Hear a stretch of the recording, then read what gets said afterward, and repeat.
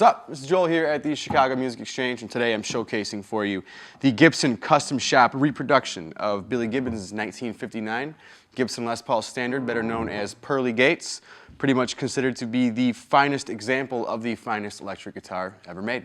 So if you've never heard the story of the Pearly Gates and how it got its name, basically Billy Gibbons and company, one of the girls that was part of their crew, one of their band-aids, if you will, needed to borrow their car to get to Los Angeles. She had an audition for a film role, so they let her borrow the car. She got out there, got the role, and then they said, well, this car must have divine connections of some sort, so they nicknamed the car Pearly Gates.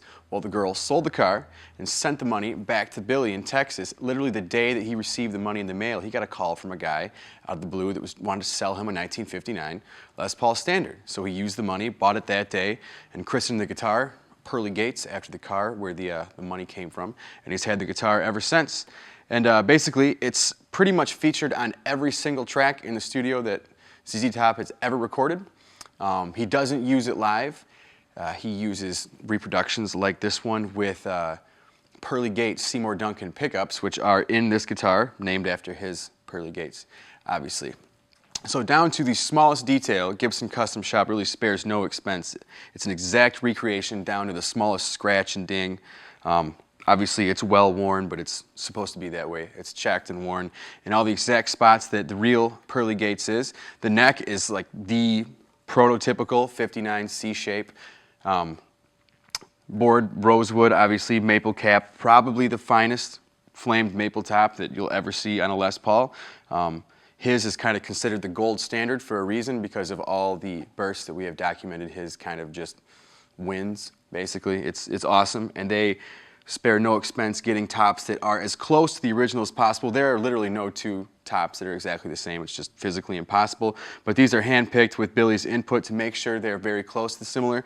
The burst has the same, dark browned red on the edges that kind of has this clean fade into the yellow and the orange in the middle. Nickel hardware has been aged appropriately. Hats are correct, toggle switch is correct. Everything down to the smallest detail is exactly like the real Pearly Gates. Now, if you don't know about these reissues, they did basically 350 of them. There are 250 that are basic new VOS custom shop, where they're kind of clean. They aren't aged like this one.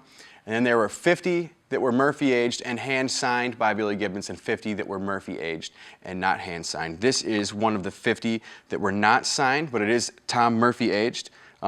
Very rare, very collectible, and this one is serial number 3, so it's super early on. The weight is awesome, 8 pounds, around 11 ounces, really light for a Les Paul. It's pretty typical for that period, though most of them weighed in around 9 pounds or under. And the sound is great. I mean, it's a reproduction of pretty much what people consider to be the greatest electric guitar ever built. So I obviously don't have Billy's exact rig to work with, but I tried to get close. This is a Fender Tweed Deluxe 112, 20 watts of raw tweed power. And then I got a TS 808 Tube Screamer reissue, which together, get pretty close to that early zztop sound. And then I do some clean stuff too, just, clean through the amp, no pedals or anything, just with each of the different pickups so you can get an idea how they sound. So I've had the privilege of playing a real 1959 and a 1960, both of which we have in-house here. And this is without a doubt the closest of anything I've ever played to come to the real thing. And that's saying a lot. I mean, it is a $300,000 guitar. So let's take a look and see how this thing sounds.